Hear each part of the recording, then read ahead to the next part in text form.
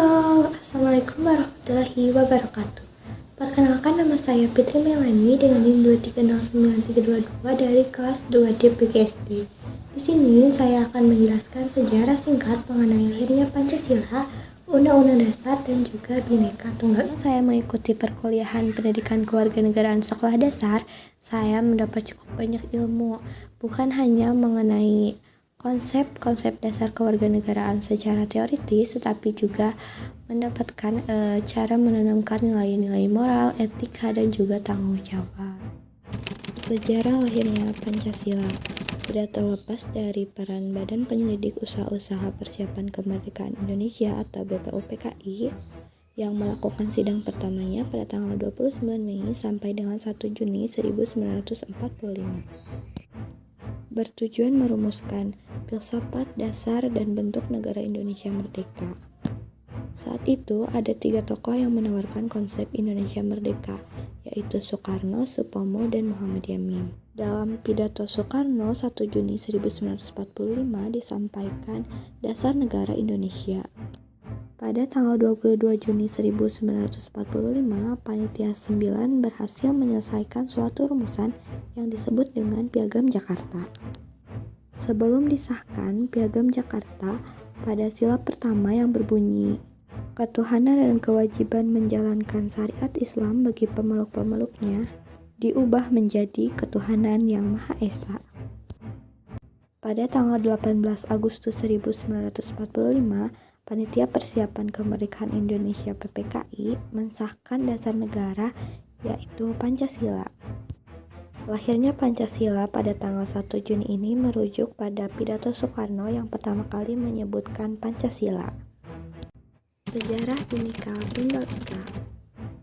Semboyan Bhinneka Tunggal Ika ini muncul jauh sebelum Indonesia merdeka, yaitu sekitar abad ke-14. Kutipan Bhinneka Tunggal Ika terdapat dalam Kakawin Sutasoma karangan Empu Tantular yang ditulis menggunakan bahasa Jawa kuno dengan aksara Bali. Saat Indonesia sedang memperjuangkan kemerdekaan, semboyan Bhinneka Tunggal Ika diusulkan pertama kali oleh Muhammad Yamin dalam sidang BPUPKI yang pertama. Akhirnya pada tahun 1951, semboyan Bhinneka Tunggal Ika berhasil diresmikan menjadi semboyan negara Indonesia. Sejarah Undang-Undang Dasar 1945. Undang-Undang Dasar 1945 disusun oleh para pendiri negara melalui sidang BPUPKI. Pada sidang BPUPKI yang kedua dibentuk 3 panitia kerja, yaitu 1. Panitia Perancang Undang-Undang Dasar yang diketuai oleh Soekarno. Yang kedua, Panitia Ekonomi dan Keuangan yang diketuai oleh Muhammad Hatta. Yang ketiga, Panitia Pembelaan Tanah Air yang diketuai oleh Abi Kusno.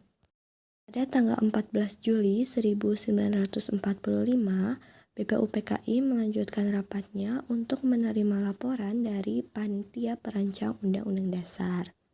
Insinyur Soekarno sebagai ketua melaporkan rancangan hukum dasar sebagai berikut. 1. Rancangan Pernyataan Indonesia Merdeka.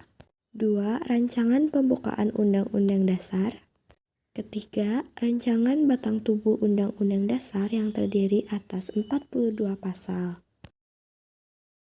Kemudian sidang BPUPKI dilanjut pada tanggal 15 sampai dengan 16 Juli 1945. Bertujuan untuk membahas rancangan batang tubuh Undang-Undang Dasar. Lalu pada tanggal 16 Juli 1945, seluruh anggota BPUPKI menyetujui rancangan pembukaan hukum negara Indonesia merdeka.